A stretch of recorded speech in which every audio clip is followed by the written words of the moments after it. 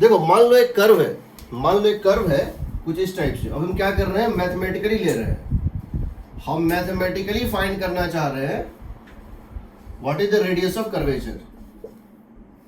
अभी तक हमने फिजिक्स में देखा था कि वेलोसिटी और एक्सीलरेशन अपने आप को इस तरह से, वेलोसिटी का कंपोनेंट और एक्सीलरेशन अपने आप एक कर्वेचर डिटरमाइन कर देता है according to physics. According to math क्या होता है, देखो ये मान लो कोई कर्व है या कोई लोकस है, ये मान लो कोई कर्व है या कोई लोकस है, ये कोई पार्टिकल है जो इस पाथ पे चल रहा है। कैसा ये पाथ है, ये x है और ये y है। मान लो कोई पार्टिकल किसी प्लेन में चल रहा है, ये इसका y is a function of x दिया हुआ है। This is the what is called, this is called equation of trajectory. क्या है ये, इक्वेशन ऑफ ट्रेजेक्टरी।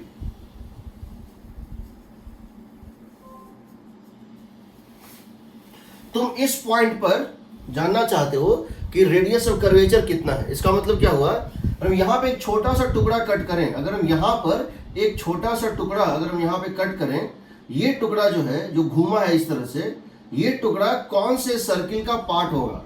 अगर हम इस टुकड़े को किसी सर्किल में सेट करना चाहें, वो कौन से सर्किल में सेट होगा, उस टुकड़े को, उस सर्किल के रेडियस को हम उस पॉइंट पे क्या बोलेंगे, रेडियस ऑफ कर्वेचर बोलेंगे। ये छोटा सा टुकड़ा दिख रहा है एक आर्क जैसा, ये आर्क जो है किसी सर्किल का पार्ट होगा। ये जो आर्क है ये किसी सर्किल का पार्ट होगा, उसको बोलते हैं उस पॉइंट का रेडियस ऑफ कर्वेचर। तो कैसे डिटरमाइन करें, ये देखो। मान लो इसकी सर्किल इस तरह से थी, मान लेते हैं कि ये यहां से यहां तक हमने ज्वाइन कर दिया और फिर हमने इसको यहां से यहां तक ज्वाइन कर दिया। मान लेते हैं कि ये जो एंगल ये था थीटा और ये एंगल है डी थीटा और रेडियस ऑफ कर्वेचर है आर, रेडियस ऑफ कर्वेचर है आर।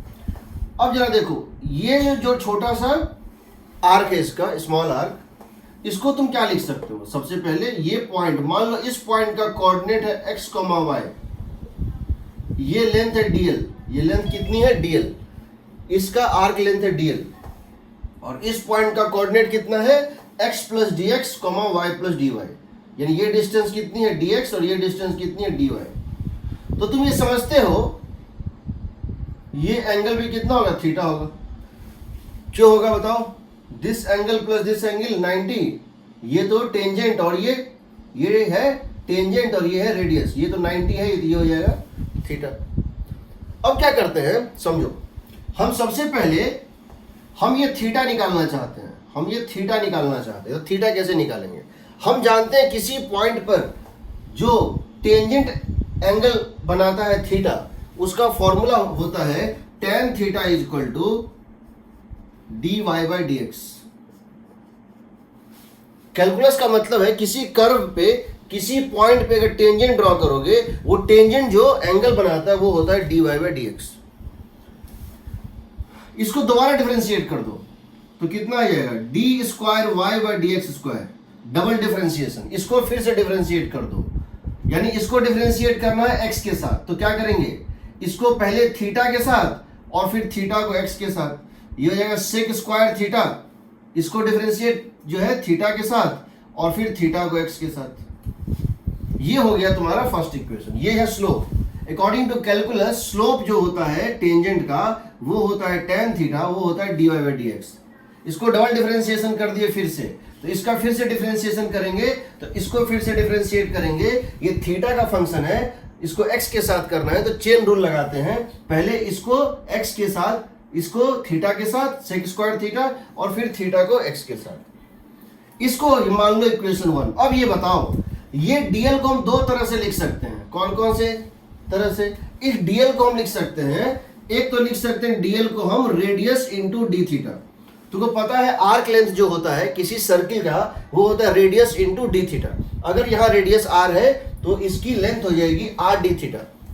लेकिन इसको हम ये भी लिख सकते हैं, क्या लिख सकते हैं, देखो इस ट्राइंगल में सोचो, इस ट्राइंगल में हम इसको ये भी लिख सकते हैं dx, ये लेंथ कितनी है dx, ये लेंथ कितनी है dy।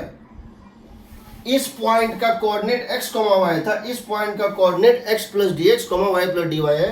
ये है dx, ये है dy। तो तुम यहां से लिख सकते हो cos theta is equal to, इस ट्राइंगल में तुम क्या लिख सकते हो, cos theta is equal to dx by dl, यानी dx is equal to dl is equal to dx by cos theta. अब हमको इन तीन को सॉल्व करना है और हमको रेडियस ऑफ कर्वेचर निकालना है। तो हम क्या करते हैं, सबसे पहले इस इक्वेशन में प्लेस करते हैं। इस इक्वेशन से क्या आएगा, d square y by d x square double differentiation y is equal to sec square theta का मतलब क्या है, 1 plus tan square theta. Sec square theta का मतलब 1 plus tan square theta. D theta by d x का मतलब है, d theta by d x का मतलब है, यहां से डी थीटा डालो, यहां से डी थीटा डालोगे तो क्या आएगा, dl बाय r। यहां से डी थीटा डाल दो dl बाय r, और यहां से dx डाल दो। यहां से dx कितना हो जाएगा बताओ, dl cos थीटा। देखो d थीटा की के बदले dl बाय r, यहाँ पे d थीटा के बदले dl बाय r, और dl के बदले dx के बदले dl cos थीटा। तुम देखोगे ये और ये कट गया, तो यहां से आएगा तुम्हारा 1, या एक काम करो, इसको सेक स्क्वायर थीटा ही रखो, इसको अभी सेक स्क्वायर थीटा ही रखो। तो यहां से आएगा तुम्हारा 1 by r is equal to 1 by radius of curvature is equal to, that would become d square y by dx square divided by, ये ऊपर जाएगा हो जाएगा सेक क्यूब थीटा, तो 1 प्लस tan स्क्वायर थीटा। देखो ये हो जाएगा सेक क्यूब थीटा, ये और ये मिलकर हो जाएगा sec cube theta, 1 plus tan square theta to the power 3/2, यानी कि that would become d square y by dx square by 1 plus tan theta क्या था बताओ, dy by dx whole square. tan theta means dy by dx का square into whole to the power 3/2। ये है तुम्हारा formula. तो तुम्हारा formula क्या निकला वो देखो, जो तुमको याद रखना है। तुम्हारा फॉर्मूला क्या निकला और जो तुमको याद रखना है, फॉर्मूला होता है इस तरह से। Your final formula is this, that you have to remember, 1 by radius of curvature is equal to d square y by d x square by 1 plus dy by dx whole square whole to the power 3/2। ठीक है, 1 by r is equal to double differentiation of y with respect to x plus 1 plus single differentiation का square whole to the power 3/2। अब कभी अगर question आ गया mathematical function के form में, तो तुमको इस फॉर्म में निकालना है। अब ये बताओ, अगर y is equal to mx plus c है, अगर कोई इक्वेशन है y is equal to mx plus c, ये कैसा इक्वेशन होता है, स्ट्रेट लाइन इक्वेशन, ये स्ट्रेट लाइन होता है। तो इसकी रेडियस ऑफ कर्वेचर क्या निकलनी चाहिए, इनफाइनाइट। देखो निकल रहा है कि नहीं। इसका डबल डिफरेंशिएशन 0 आएगा। पहली बार डिफरेंशिएट करोगे तो m आएगा, dy बाई dx कितना आएगा, m एक कांस्टेंट है, slope dy by dx m, d by dy यहां से dy बाई dx कितना आएगा, m, जो कि कांस्टेंट है। इसको जब दोबारा डिफरेंशिएट करोगे तो आएगा 0, यहां आएगा 0। इससे मतलब रेडियस ऑफ कर्वेचर कितना है, इनफाइनाइट। ठीक, अब तुम समझो, तुमने जो पैराबोला में हमने लास्ट क्लास में फिजिक्स के थ्रू निकाला था, तुमको याद होगा, हमने लास्ट क्लास में पैराबोला में जो है हमने प्रोजेक्टाइल पाथ में फिजिक्स के थ्रू निकाला था। तुम चाहो तो इस तरह से भी कर सकते हो। कैसे, सेम आंसर निकलेगा। The beauty of math is that you would get the same answer. तुम जानते हो किसी प्रोजेक्टाइल मोशन में जो रेडियस, जो प्रोजेक्टाइल मोशन में तुम जानते हो कि किसी प्रोजेक्टाइल मोशन में जो इक्वेशन होता है वो होता है y is equal to x tan theta minus g x square by 2u square cos square theta. y is equal to x tan theta minus g x square 2u square cos square theta. यहां पे theta और u constant है, g constant है, सिर्फ x और y variable है। ये होता है इक्वेशन ऑफ ट्रेजेक्टरी। तो तुम यहां भी इसको डाल के निकालोगे अगर, वही निकलेगा आंसर। लेकिन निकालना नहीं है। दूसरा, इरोडो में क्वेश्चन है 1.42, इरोडो में क्वेश्चन है 1.42। ठीक, इरोडो के जो है थ्योरी में स्टार्टिंग में जो क्वेश्चन का फॉर्मूला होता है, ये फॉर्मूला दिया हुआ है। इस पे बेस बहुत जगह पे क्वेश्चन है, मुझे याद नहीं कहाँ कहाँ है, वो तो जैसे जैसे टाइम आएगा हम देखते जाएंगे। 1.42 में उसने कहा है, सबसे पहले उसने प्रूव करने के लिए बोला है कि y is equal to a x square, ये एक पैराबोला का फंक्शन दिया हुआ है, y is equal to a x square, ये एक पैराबोला का फंक्शन है। ठीक है, तुमसे पूछा है find the radius of curvature, find its radius of curvature at origin. ठीक है, इसका रेडियस ऑफ कर्वेचर निकालना है, कहां पे? ओरिजिन पे निकालना है। तुमको पता है इसका ग्राफ कैसा दिखेगा? इस टाइप से, इस पैराबोला का ग्राफ कुछ इस टाइप से दिखेगा। तुमको इसका रेडियस ऑफ कर्वेचर यहां निकालना है, इस पॉइंट पे इसका रेडियस ऑफ कर्वेचर क्या है। तो क्या करोगे बताओ, यहां dy बाई dx क्या होगा? 2x, एक्स स्क्वायर का डिफरेंशिएशन 2x, एक्स स्क्वायर का differentiation 2x, d square y by d x square क्या होगा?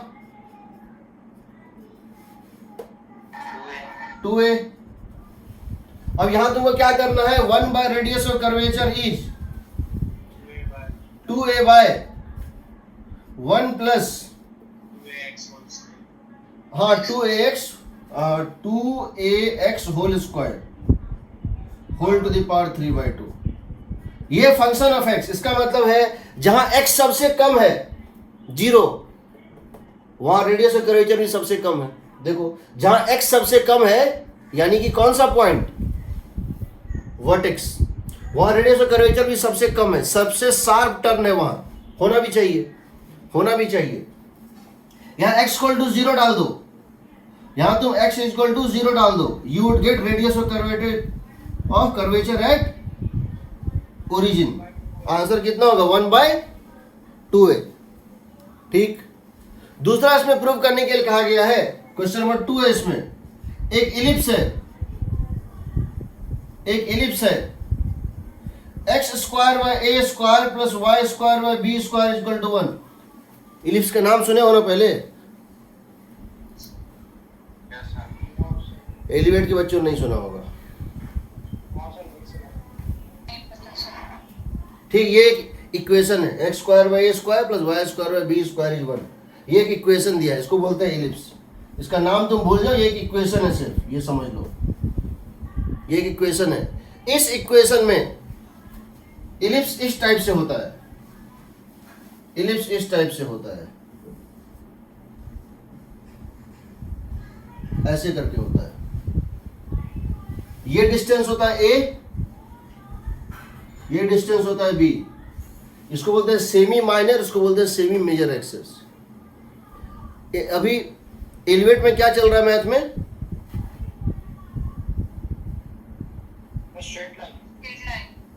अच्छा, अभी सर्किल इलिप्स ये सब नहीं हुआ है। ठीक है, इसको बस देख लो, जब होगा तब समझोगे। यहां पे तुमको अगर हम पूछे इस पॉइंट पे रेडियस ऑफ कर्वेचर क्या है और इस पॉइंट पे रेडियस ऑफ कर्वेचर क्या है, इस पॉइंट पे रेडियस ऑफ कर्वेचर क्या है और इस पॉइंट पे रेडियस ऑफ कर्वेचर क्या है। ठीक, सेमी मेजर एक्सिस के एंड पे और माइनर एक्सिस के एंड पे, या एक्स एक्सिस के एंड पे और वाई एक्सिस के एंड पे। तो इस पॉइंट पर होता है ए स्क्वायर बाय बी, इस पॉइंट पर होता है रेडियस ऑफ कर्वेचर होता है, सॉरी, बी स्क्वायर बाय ए, और इस पॉइंट पे रेडियस ऑफ कर्वेचर होता है ए स्क्वायर बाय बी। यानी डिनोमिनेटर में कौन सा होगा? जिस पॉइंट पे वो है। इस पॉइंट पे रेडियस ऑफ कर्वेचर छोटा है, इस पॉइंट पे रेडियस कर्वेचर छोटा है, इस पॉइंट पे रेडियस कर्वेचर बड़ा है। ठीक है, तो ये होता है बी स्क्वायर बाय ए, छोटा, छोटा स्क्वायर बाय बड़ा, ये बड़ा होता है, ये थोड़ा बड़ा होता है, यहां होता है ए स्क्वायर बाय बी। अब इसका यूज क्या है, अब इसका यूज क्या है वो देखो। पहली बात तो तुम्हें बता दें, जितने प्लैनेट सन के अबाउट घूम रहे हैं, कोई भी सर्कुलर पाथ पे नहीं घूम रहा है, सब एलिप्टिकल पाथ पे घूम रहा है। ठीक है। दूसरी बात कि अगर प्रोजेक्टाइल की बात करें, वो भी एक किस्म का कोनिक सेक्शन ही है। अब देखो, कल मैंने तुम लोग को बताया था, चलो मैं तुमसे अगर ये क्वेश्चन पूछूं, ये एक एलिप्टिकल पाथ है,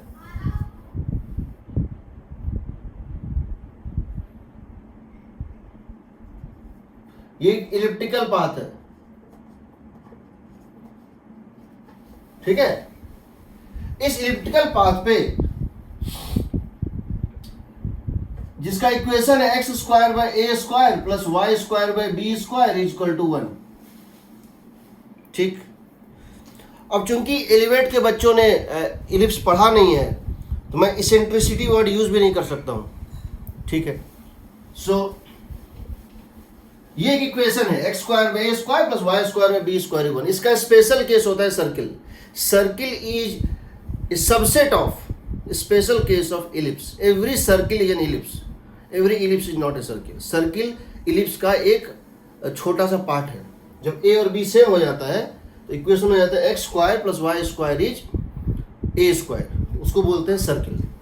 ठीक है। ये डिस्टेंस है ए, ये होता है ओरिजिन, ये होता है एक्स एक्सिस, ये होता है वाई एक्सिस। ये डिस्टेंस है ए और ये डिस्टेंस है बी। क्वेश्चन ये है, एक पार्टिकल किसी मैकेनिज्म से कांस्टेंट स्पीड से घूम रहा है। एक पार्टिकल किसी मैकेनिज्म से, ए particle is going with constant speed, A particle is moving with constant speed v। कोई मैकेनिज्म है उसके पास जिससे अपनी स्पीड को कांस्टेंट मेंटेन रखा है, लेकिन वो इसमें घूम रहा है। किसमें घूम रहा है? वो इसमें घूम रहा है। ठीक। वो इस पाथ पे घूम रहा है एक कांस्टेंट स्पीड v के साथ। आपको बताना है इस पॉइंट पर, पॉइंट P पर और पॉइंट Q पर उसकी एक्सीलरेशन कितनी है। Find its acceleration, find its acceleration at ends P and Q। Point P पर और पॉइंट Q पर इसकी एक्सीलरेशन कितनी होगी। तो क्या करोगे बताओ ना। तुम्हारे पास एक ही तरीका है। क्या तरीका है भाई?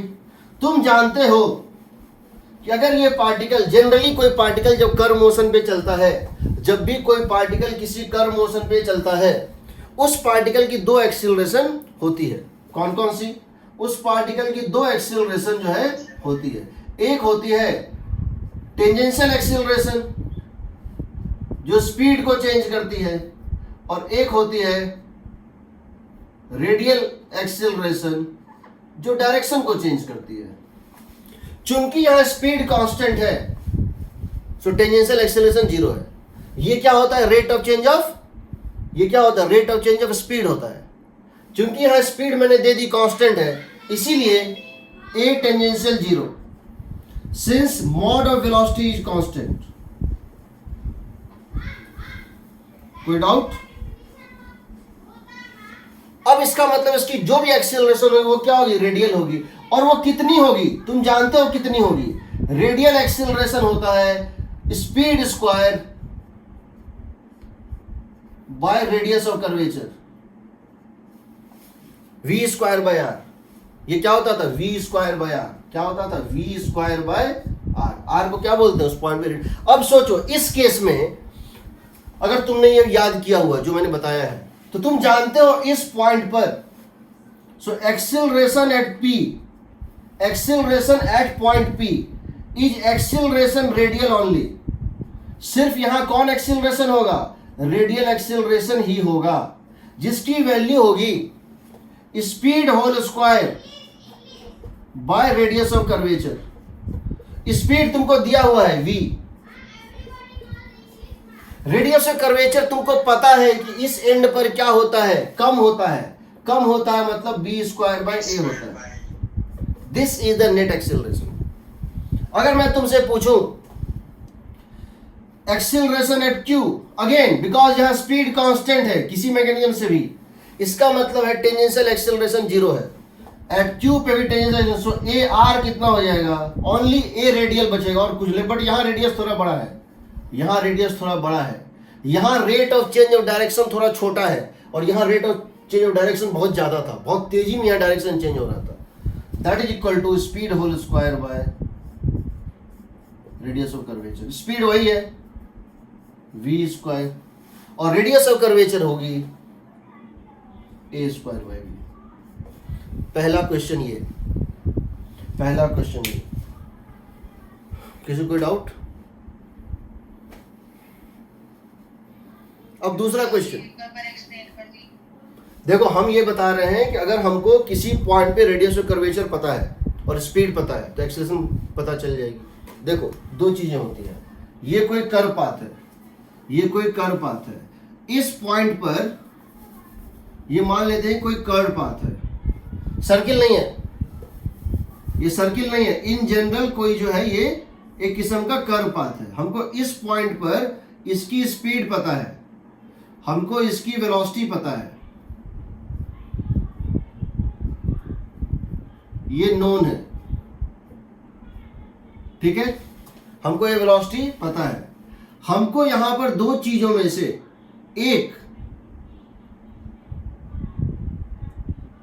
एक चीज है इसका ए रेडियल, मतलब एक्सेलरेशन का कंपोनेंट जो परपेंडिकुलर टू वेलोसिटी है, एक ये क्वांटिटी और दूसरा ये क्वांटिटी। दूसरा कौन सा क्वांटिटी? दूसरा कि अगर हम इस छोटे से टुकड़े को किसी सर्किल में सेट करना चाहें तो उस सर्किल का रेडियस, यानी रेडियस ऑफ कर्वेचर, तो समझो हमारे पास है कि a radial is equal to mod of v का होल स्क्वायर बाय आर। ये हमको हमेशा पता होता है, ये हमको हमेशा पता होता है, ये हमको हमेशा पता है, मॉड ऑफ वी हमको हमेशा पता होता है। अब समझो, अगर हमको रेडियस ऑफ कर्वेचर पता है तो ए रेडियल निकल जाएगा। ये कहां पता था? ये रेडियस ऑफ कर्वेचर कहां पता था? सर्कुलर मोशन में। सर्कुलर मोशन को पता था कि एक पॉइंट पे रेडियस इतनी है तो हर पॉइंट पे रेडियस इतनी है। सर्कुलर मोशन में हम क्या किए थे? इस स्पीड को निकालते थे और उसको रेडियस से डिवाइड करके बोलते थे ये ए रेडियल है। सर्किल के केस में ये नोन होता है। कर्व मोशन के केस में सर्किल के अलावा कोई भी कर्व मोशन होगा तो हमको रेडियस ऑफ कर्वेचर निकालना पड़ता है। कैसे? This is fixed in circle varying in other curves.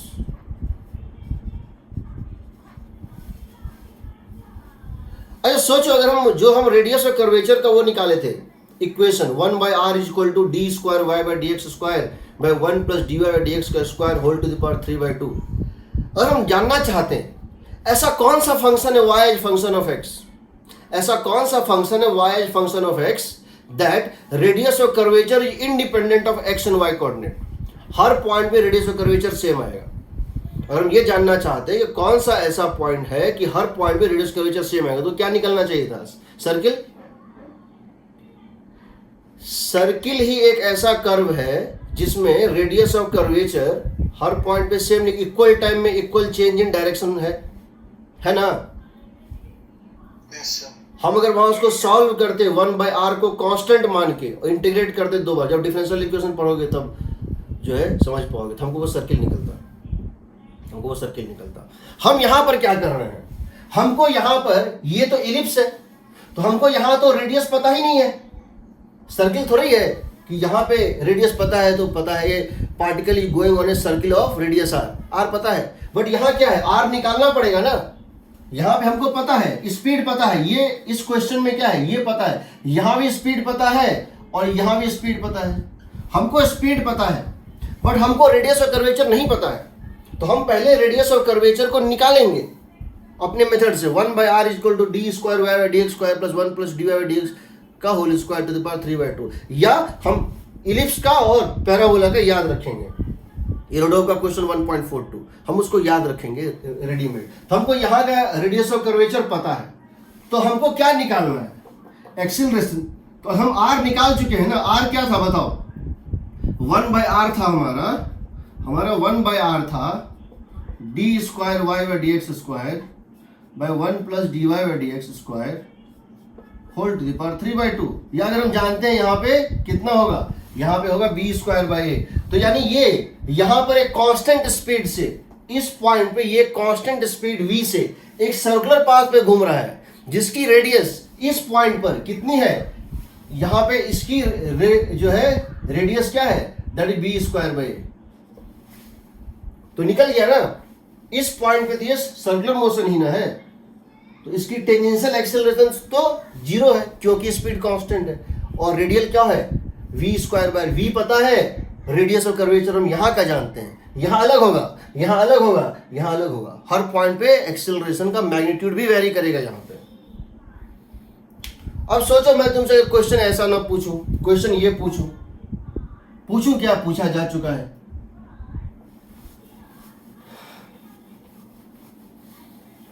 Remember this fact, मैं एक चीज तुमको बता देता हूं पहले ही,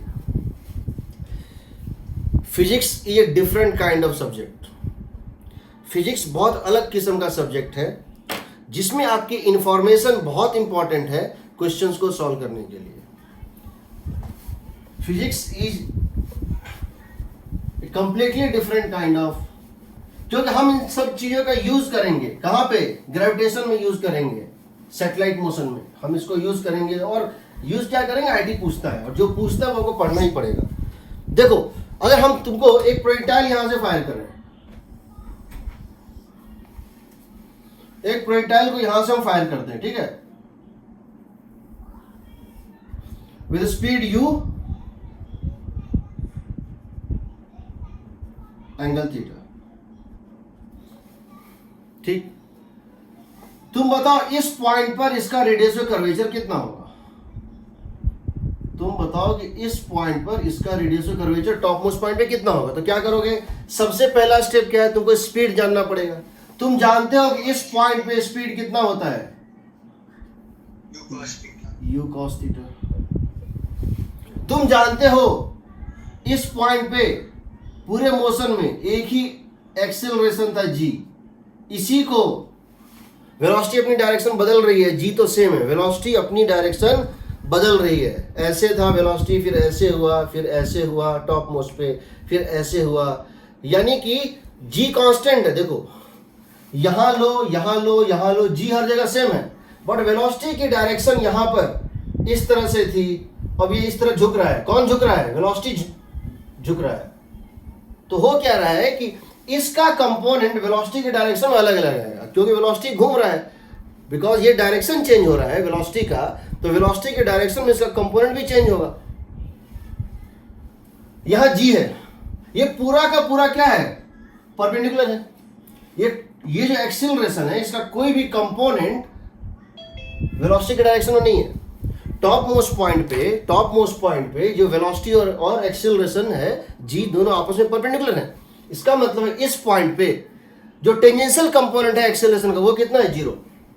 इस पॉइंट पे इस एक्सेलरेशन का टेंजेंशियल कंपोनेंट है 0। इसका मतलब है इस पॉइंट पे rate of change of speed 0 है, इस पॉइंट पे rate of change of speed 0 है, और rate of change of direction g है।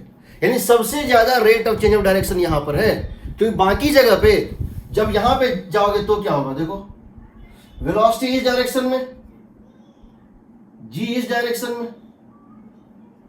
अब क्या होगा, g का एक कंपोनेंट इधर होगा जो क्या करेगा, स्पीड को बढ़ाएगा, इसको बोलेंगे टेंजेंशियल कंपोनेंट। और एक कंपोनेंट जो इधर होगा परपेंडिकुलर, ये क्या करेगा, डायरेक्शन को चेंज करेगा। तो ये एंगल अगर मान लो अल्फा है, तो ये तो g साइन अल्फा ही हुआ ना।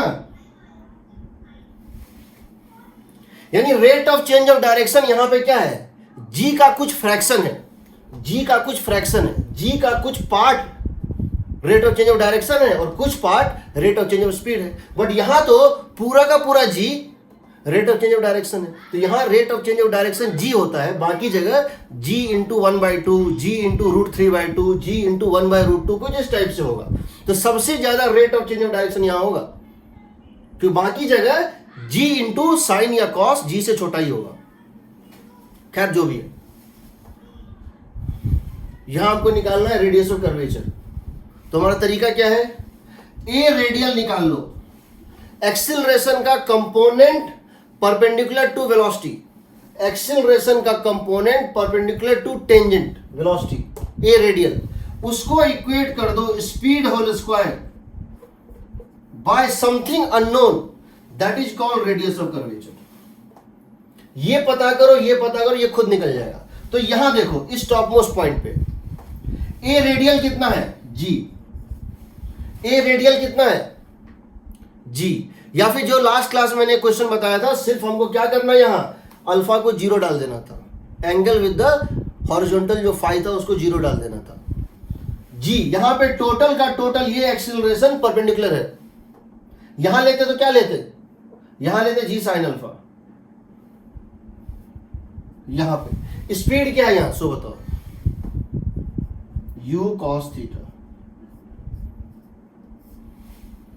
Divided by r, so radius of curvature कितना हो जाएगा, u स्क्वायर cos स्क्वायर, ये हम लास्ट क्लास में ही बताए थे, फिर से बता रहे हैं। ये निकल गया radius of curvature, agreed, agreed. अब क्वेश्चन देखो, अब क्वेश्चन देखो,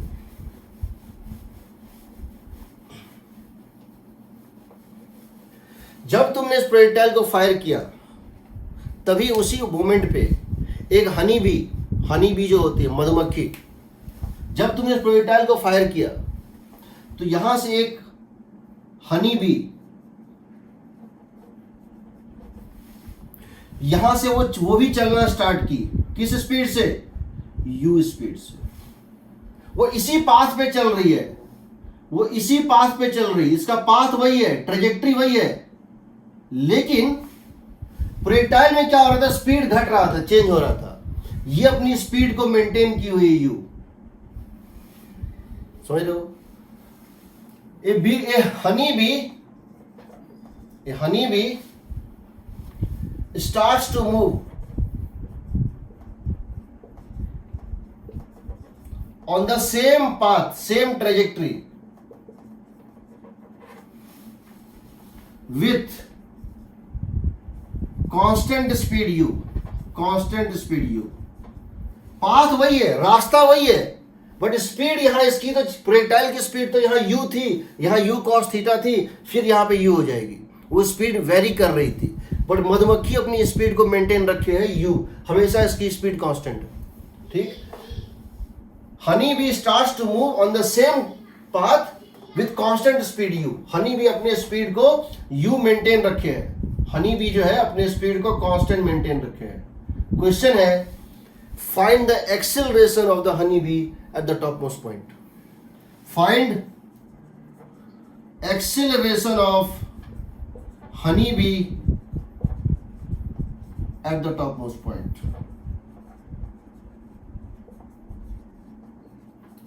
क्या करोगे,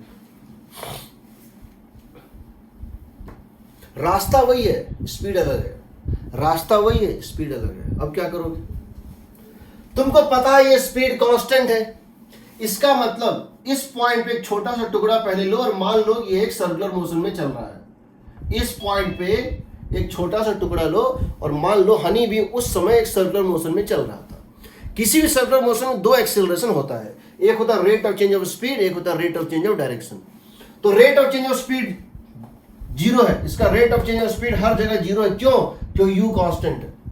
इसका मतलब इसका टेंजेंशियल एक्सेलरेशन नहीं है, इसका मतलब इस पॉइंट पे हनी बी का एक रेडियल एक्सेलरेशन ही होगा, और रेडियल एक्सेलरेशन होता है speed whole square by radius of curvature. तुमको स्पीड पता है, हनी बी का स्पीड यहां क्या था, u। तुम इसको क्या लिख दोगे बताओ, eight top most point eight top most point, क्या लिख दोगे?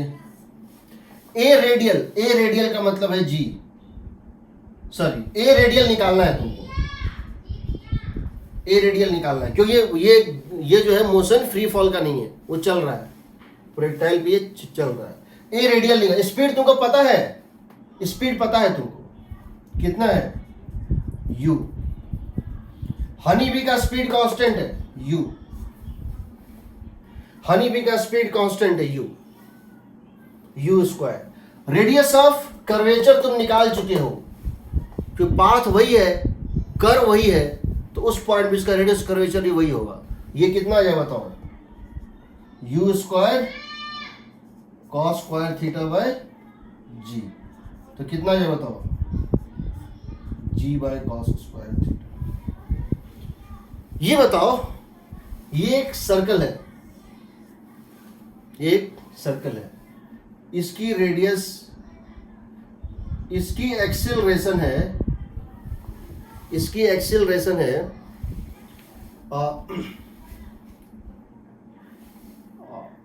18 मीटर पर सेकेंड स्क्वायर। एक पार्टिकल की एक्सेलरेशन है 18 मीटर पर सेकेंड स्क्वायर। स्पीड कांस्टेंट है, स्पीड कांस्टेंट है। रेडियस दी हुई है, रेडियस दी हुई है इसकी, सो इसकी रेडियस दी हुई है, हाँ कांस्टेंट स्पीड से जा रहा है और सेंट्रल एक्सेलरेशन है, सो दिया हुआ है 2 मीटर। स्पीड कितनी होगी बताओ तो?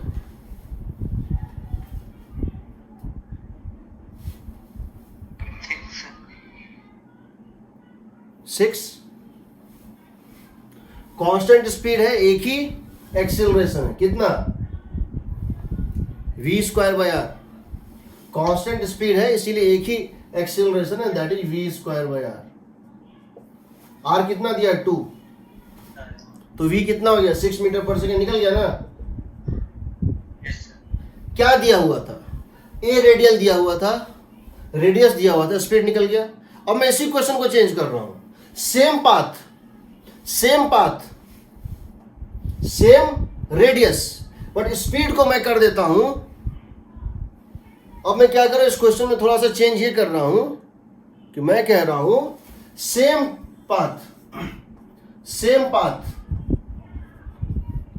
सेम रेडियस, बट स्पीड को मैं कर दे रहा हूं, स्पीड को मैं कर दे रहा हूं 12 मीटर पर सेकेंड। अब एक्सेलरेशन कितना हो जाएगा इसका? 72, करेक्ट आई थिंक।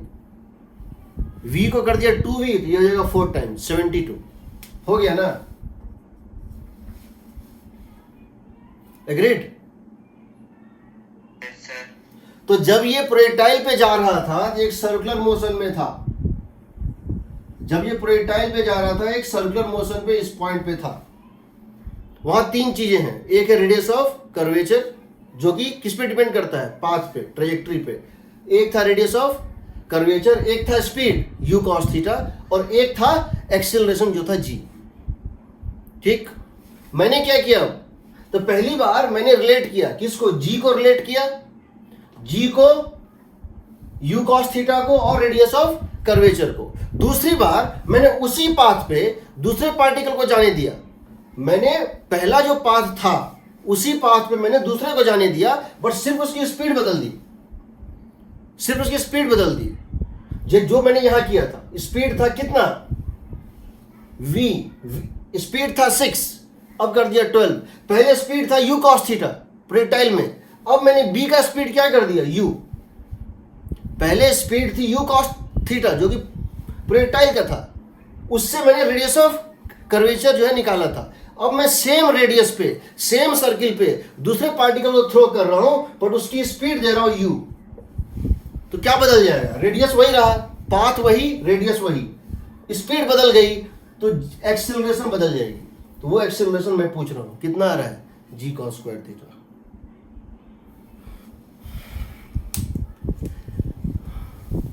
बहुत जगह आएगा। रोलिंग मोशन जब आएगा ना, रोलिंग मोशन, उसमें हर पॉइंट पे निकलवाऊंगा रेडियस ऑफ कर्वेचर क्या है, हर पॉइंट पे। जब कोई डिस्क रोल करता है ग्राउंड पे, रोलिंग मोशन होता है, मैं निकालूंगा टॉप मोस्ट पॉइंट पे, लेफ्ट मोस्ट पॉइंट पे रेडियस ऑफ कर्वेचर क्या है। तो उसमें किसी को ये नहीं होना चाहिए ये होता क्या है, ठीक है। सर प्रोजेक्टाइल मोशन में जो रेडियस वाला है हर जगह यही यूज करेंगे? देखो प्रोजेक्टाइल मोशन मैंने लास्ट क्लास में एक जनरल फॉर्मूला निकाला था कि जब यहाँ पे ये मान लो एंगल कितना है, फाई था शायद, निकाला था ना। Yes sir. तो मैंने शायद ये निकाला था, रेडियस ऑफ कर्वेचर आया था इस पॉइंट पे, u square cos square theta by g cos cube phi था शायद, ये था जी।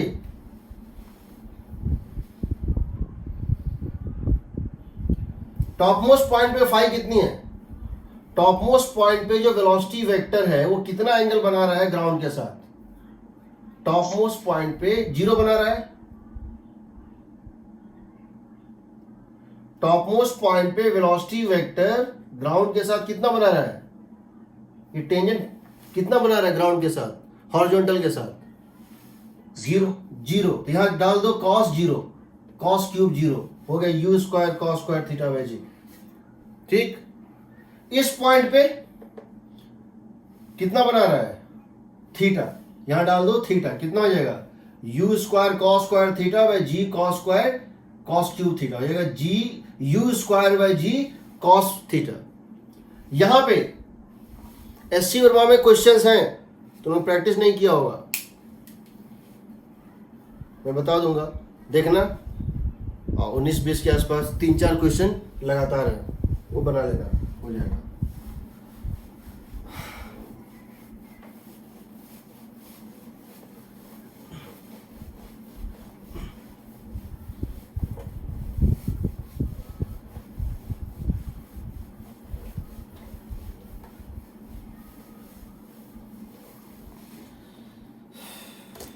देखो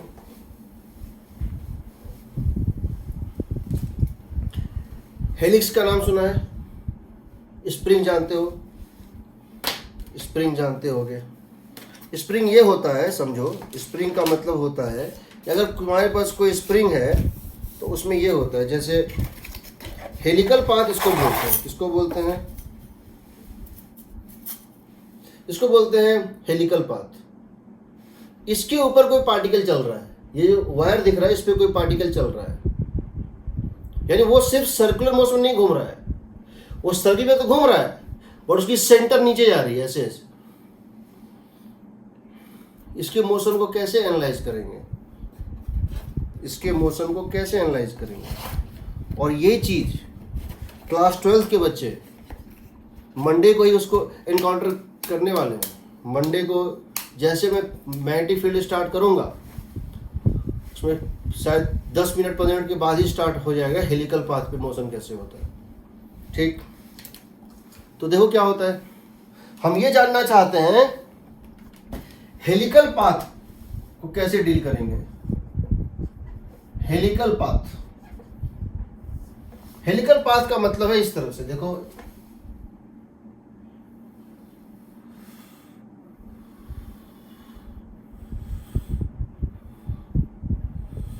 हेलिकल पाथ का मतलब ये है, कुछ इस टाइप से होता है,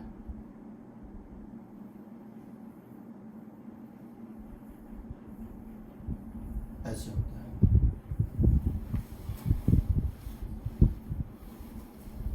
ठीक है। इसमें क्या होता है समझो, इसमें होता क्या है कि इसमें इसकी रेडियस होती है,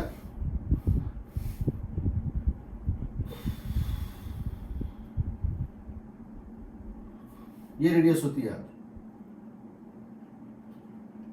आर होती है, ठीक है। ये सिलिंड्रिकल बाउंड्री होता है, ये इसका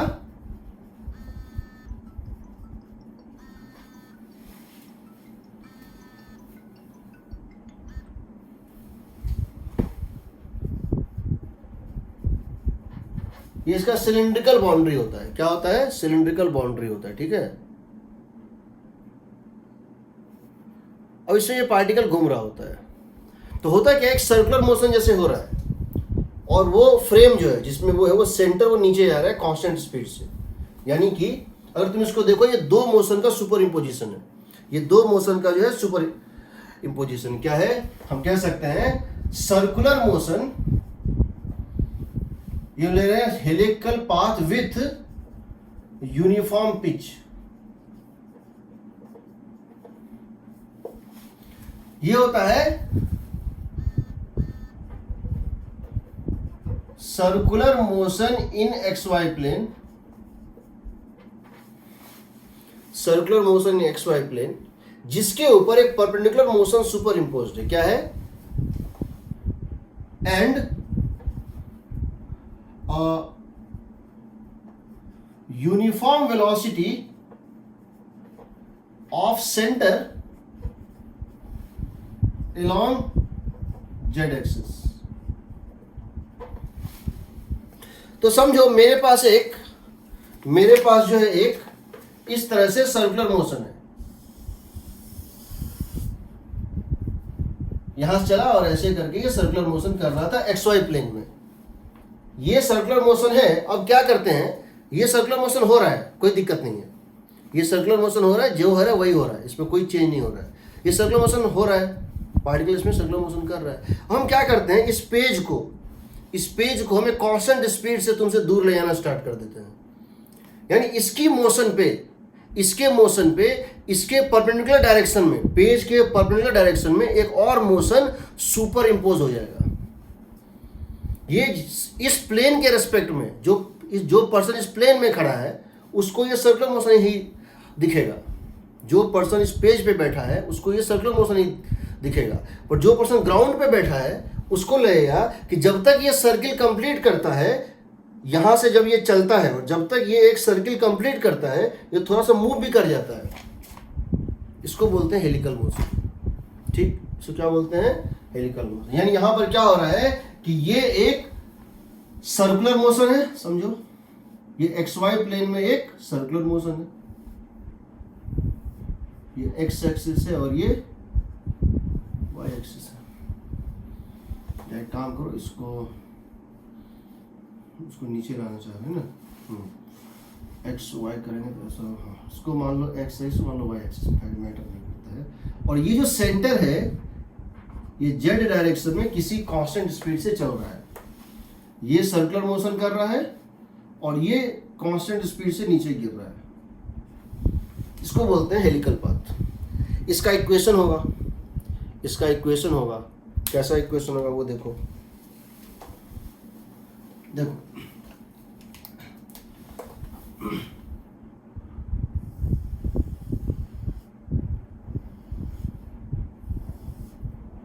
ये एक्स एक्सिस,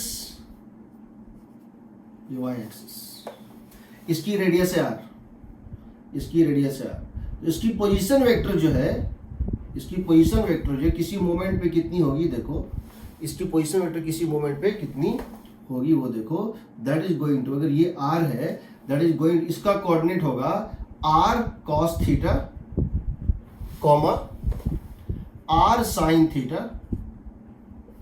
कॉमा, अगर इसकी जेड कोऑर्डिनेट, अगर ये इस तरह से घूम रहा है और साथ में ये घूमते हुए तुम्हारी तरफ आ रहा है, समझो ये घूम रहा है और तुम्हारी तरफ आ रहा है, इसका मतलब ये ऊपर उठ चुका होगा, कितना, किसी टाइम टी में इसका एक जेड कोऑर्डिनेट होगा सेंटर का, जो भी है जेड कोऑर्डिनेट। तुम लिख सकते हो बिकॉज ये ऐसे घूम रहा है, बिकॉज ये इस तरह से घूम रहा है, तुम इसको लिख सकते हो velocity along Z direction into T. क्या लिख सकते हो? क्योंकि अगर इस सेंटर की स्पीड तुम्हारी तरफ जेड है, वी जेड है, तो वी जेड इंटू टी, ये उठ चुका होगा कितना, वी जेड इंटू टी, ये इसका थर्ड क्वाड्रेंट होता है। तो तुम इसके पोजिशन वेक्टर को लिख सकते हो r cos theta i cap plus r sine theta j cap plus v z into t k cap, चाहो तो। तुम अगर इसका, तो इस तरह से ये घूमता है, हम इस पे पूरा नोट्स दे चुके हैं, तो उसको देखना। एलिवेट के बच्चे हैं, मैं बहुत ज़्यादा स्ट्रेस नहीं देना चाह रहा हूँ, मैं कुछ चीज़ें बता देता हूँ, कुछ चीज़ें मैं बाद में फिर से बताऊँगा, ठीक है। तो पहला चीज़ ये है, हमको इसका रेडियस और कर्वेचर निकालना है। पहले इसमें कुछ चीज़ें हम डिफाइन कर देते हैं क्या क्या होती है। पहला होता है टर्म, उसको बोलते हैं time period of revolution. Time period of revolution, कितनी देर में ये एक सर्किल कंप्लीट करेगा। This means time taken to complete one circle. Time taken to complete one circle. अगर ये ओमेगा से घूम रहा है, समझो, अगर ये ओमेगा से घूम रहा है, रेडियस आर है, तो हम कहेंगे t इक्वल टू 2π/ओमेगा। क्या बोलेंगे? t इक्वल टू 2π/ओमेगा। जहां ओमेगा है, जहां ओमेगा को तुम लिख सकते हो, अगर इस प्लेन में इसकी वेलोसिटी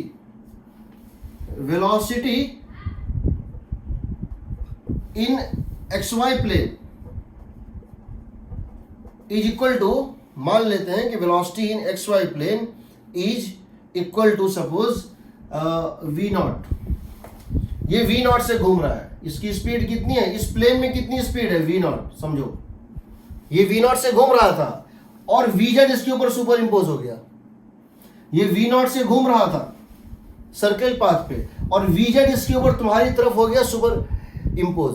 यानी इसकी जो वेलोसिटी है, एक होगी सर्कुलर मोशन प्लेन में v0 xy प्लेन में, और एक z डायरेक्शन में। दोनों का रिजल्टेंट जो होगा इस वेक्टर का और तुम्हारी तरफ आता हुआ ये जो वेक्टर vz, उसका रिजल्टेंट इसका नेट स्पीड होता है। तो इसका हो जाएगा, इसको क्या बोलेंगे, if velocity in the xy plane is v0, this is v0/r।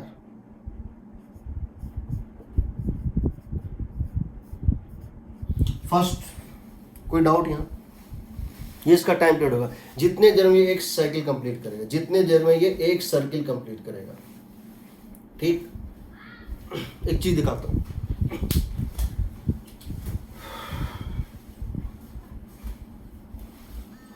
ये देखो, ये देख रहे हो क्या है ये?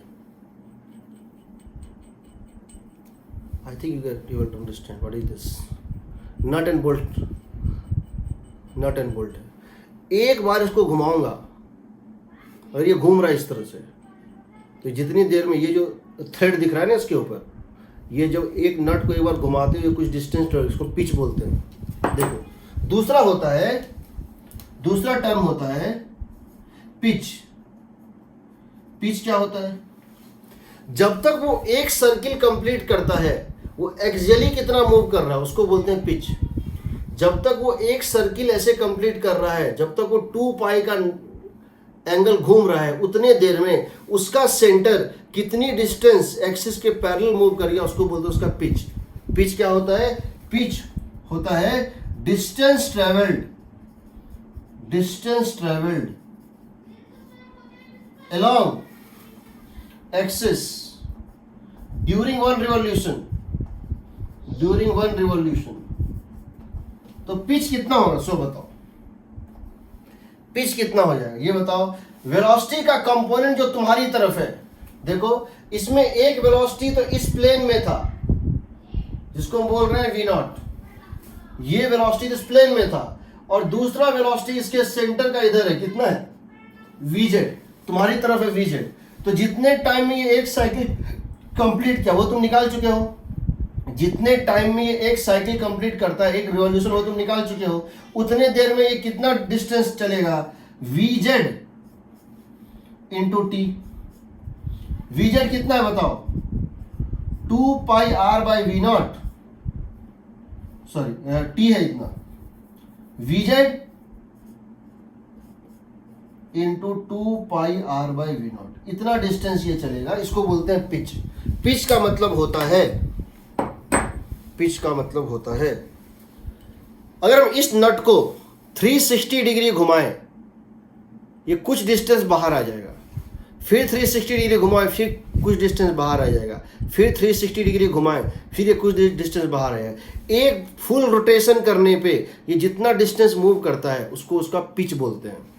इसको एक बार कंप्लीट घुमाने पे ये जितना डिस्टेंस एक्चुअली मूव करता है उसको इसका पिच बोलते हैं, ठीक है, उसको इसका पिच बोलते हैं। अब तुम पिच से ये समझ सकते हो, अभी इस स्प्रिंग का पिच छोटा है, अब इसका पिच बड़ा है, अब इसका पिच और बड़ा है, क्योंकि एक रोटेशन घूमने में तुम ज्यादा डिस्टेंस चल रहे हो, एक फुल रोटेशन में तुम ज्यादा डिस्टेंस। अब इसका पिच घट रहा है, घट रहा है, घट रहा है, अब पिच घटता जा रहा है। तो पिच का मतलब ये होता है, ठीक, पिच का मतलब ये होता है।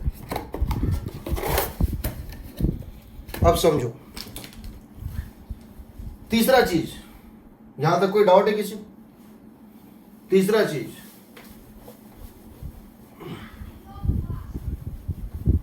हम ये जानना चाहते हैं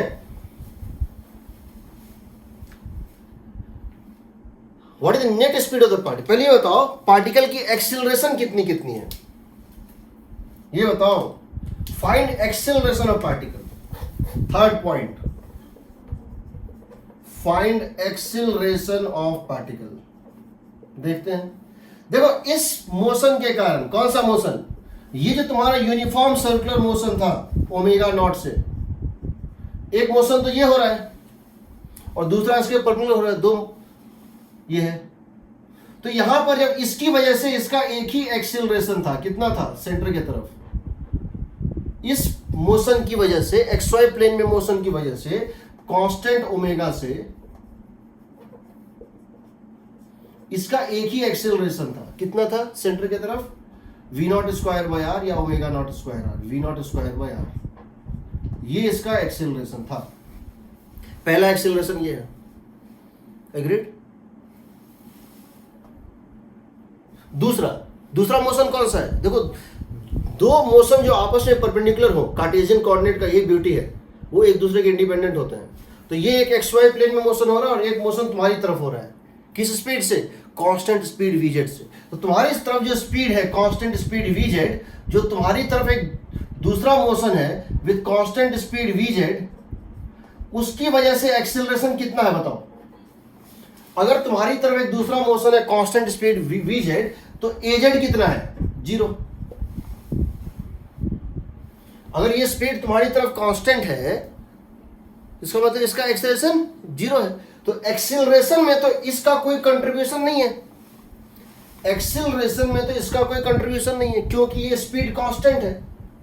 तो इसका मतलब इस सर्कुलर मोशन की वजह से इसका एक एक्सीलरेशन था, एक्स वाई प्लेन के मोशन की वजह से, और एक जेड की वजह से एक्सीलरेशन था नहीं। तो जब दोनों का एक्सीलरेशन को सुपर इंपोज करोगे, acceleration in x y plane को जब एक्सीलरेशन इन जेड के साथ सुपर इंपोज करोगे, तो नेट एक्सीलरेशन क्या आएगा, यही ना। So a net is equal to v not square by r, किसकी तरफ, टुवर्ड सेंटर, एग्रीड, सही है। यहां वेलोसिटी वी नॉट होगा इस तरह से, यहां वेलोसिटी वी नॉट होगा इस तरह से, और वीजेड होगा तुम्हारी तरफ, वीजेड क्या होगा, तुम्हारी तरफ होगा। इन दोनों का रिजल्टेंट कहीं यहां निकलेगा, इन दोनों का, इस वी नॉट का और तुम्हारी तरफ जो है, इन दोनों का वेक्टर सम कहीं यहां निकलेगा, एग्रीड। यानी कि जब तुम यहां से देखोगे तो क्या दिखेगा, समझो, तुमको दिखेगा कि इस पॉइंट पर वेलोसिटी का एक कंपोनेंट इधर है टेंजेंशियली, एक कंपोनेंट वेलोसिटी का, ऐसे ले लो, एक कंपोनेंट वेलोसिटी का इधर है और एक कंपोनेंट इधर है, और दोनों का रिजल्टेंट वेलोसिटी इधर है। तो वेलोसिटी इस तरह दिखेगा, क्योंकि दिखना भी चाहिए, क्योंकि जैसे जैसे समय पास हो रहा है, ये सिर्फ सर्किल पे नहीं घूम रहा है, इसकी डेप्थ भी चेंज हो रही है, एक कंपोनेंट इसके डेप्थ को भी चेंज करेगा। ये इसकी नेट स्पीड होगी, कितनी होगी बताओ, ये स्पीड क्या है बताओ, वी नॉट, ये स्पीड है वी नॉट, ये कितना है वी जेड, तो ये कितना हो जाएगा, v not square plus v z square का root, v not square plus v z square का रूट, ये इसकी स्पीड होगी। अब समझो इस बात को, ये है नेट एक्सेलरेशन। और वी नेट कितनी हो जाएगी बताओ, अंडर रूट ऑफ, क्यों, एक तो इस प्लेन में है वी नॉट जो कि कांस्टेंट है, और एक इस डायरेक्शन में है, इन दोनों का रिजल्टेंट लेंगे, कितना आएगा, v not square plus v z square. अब ये बताओ what is radius of curvature. क्या ये तुमको सर्किल पे दिख रहा है, नहीं, तुमको ये ऐसे दिख रहा है, ऐसे चलते हुए। समझना, इसकी रेडियस है आर, इसकी रेडियस है आर, ठीक, क्या इसकी रेडियस आर है, क्या इस ये जो तुमको टिल्टेड यहां पे दिख रहा है, यहां पे, क्या इसकी रेडियस आर है। किसको लग रहा है कि इसकी और इसकी रेडियस में कोई फर्क नहीं है, किसको लग रहा है ये फ्लैटर है, क्या इसकी रेडियस आर हो कि उससे ज्यादा है,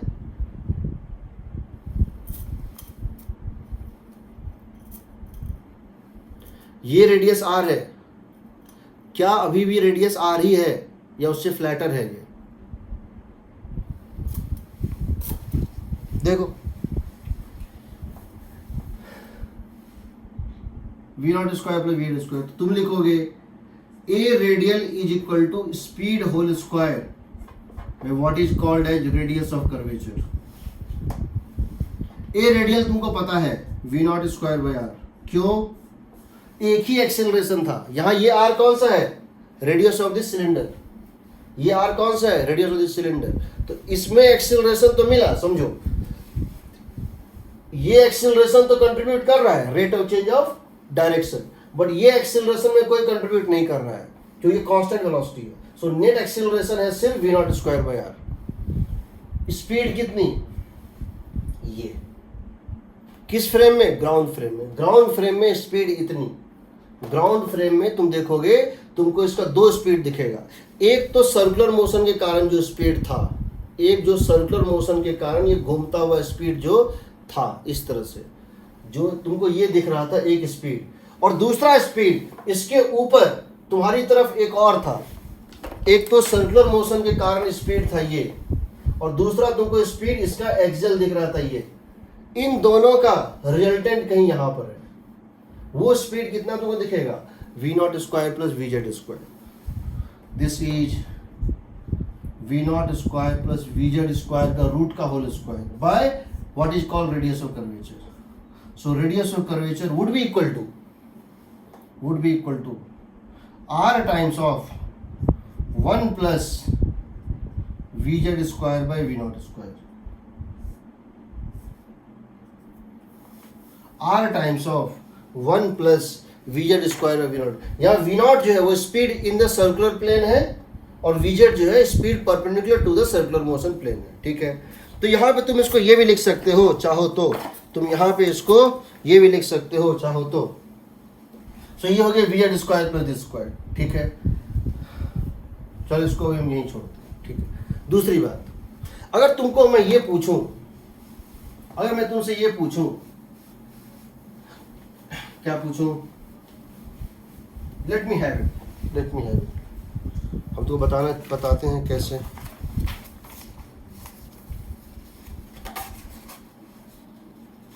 देखो नहीं बता पाएंगे कि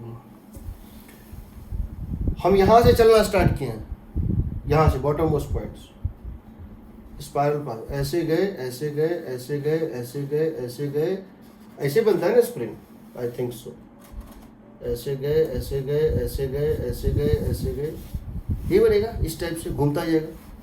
हम यहां से चले और फिर हम जब ठीक इस पॉइंट के ऊपर आए तो यहां पे आए, कहां पे आए, यहां पे आए, ठीक है।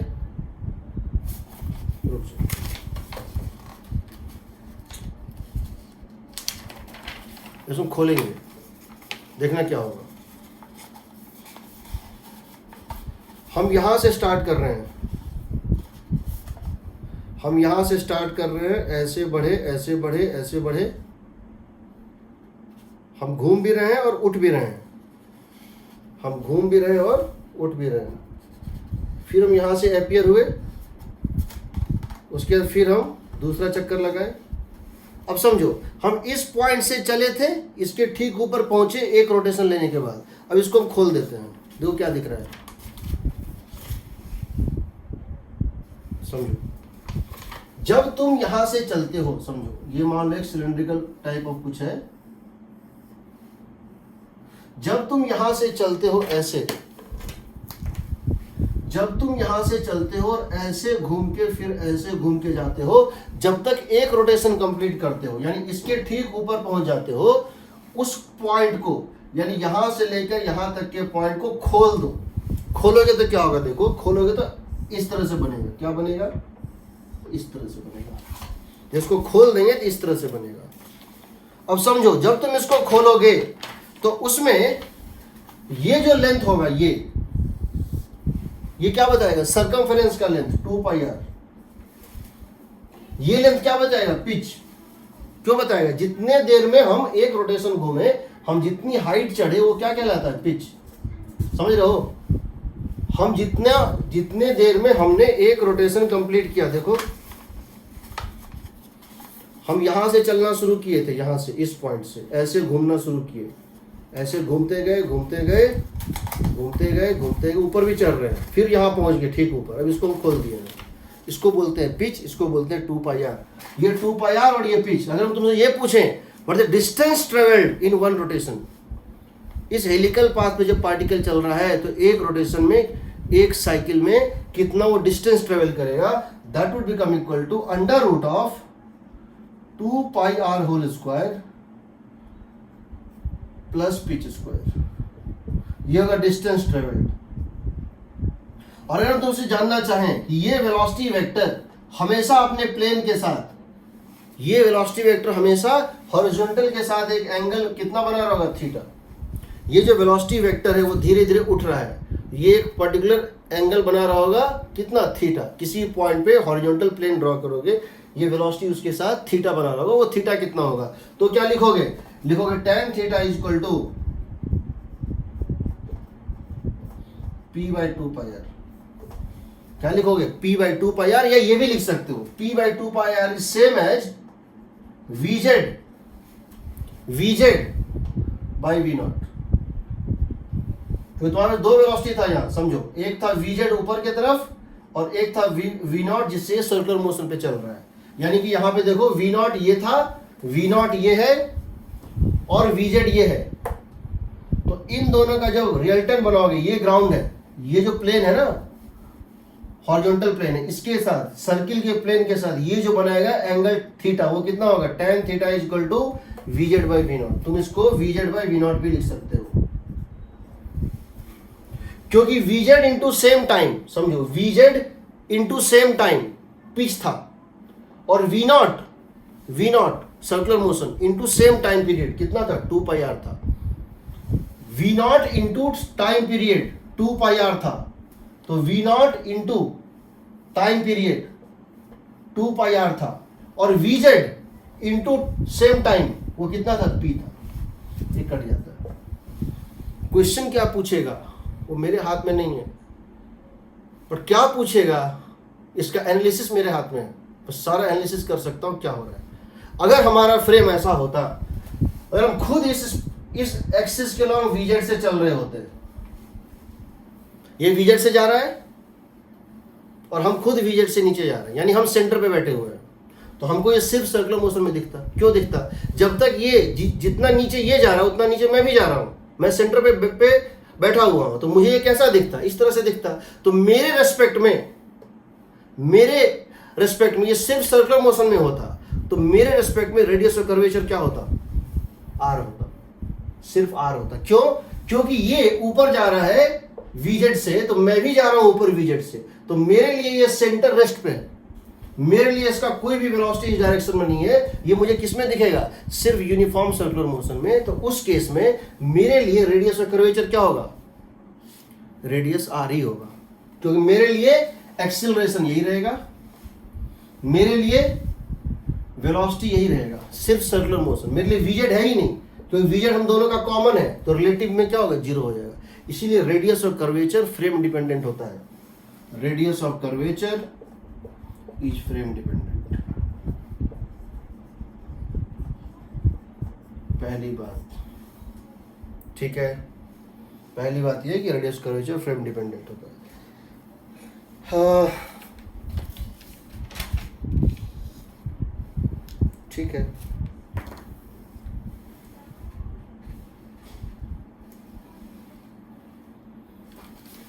तो तुम्हारा यहाँ पे रेडियस कर्वेचर आ गया था वीजेड स्क्वायर। ये बताओ ये वीजेड बाय वी नॉट क्या है, बताओ वीजेड बाय वी नॉट क्या था? वीजेड बाय वी नॉट था कि ये जो वेलोसिटी वेक्टर है, ये जो वेलोसिटी वेक्टर है, नेट वेलोसिटी वेक्टर, वो हमेशा ग्राउंड के साथ एक एंगल बना रहा है थीटा, वो धीरे धीरे एंगल बना रहा है थीटा, ठीक है ना। तो ये एंगल बना रहा है थीटा, तो ये tan थीटा होता है वीजेड बाय। तो इसको क्या लिख सकते हैं बताओ? r into radius of this cylindrical path into 1 plus tan square theta.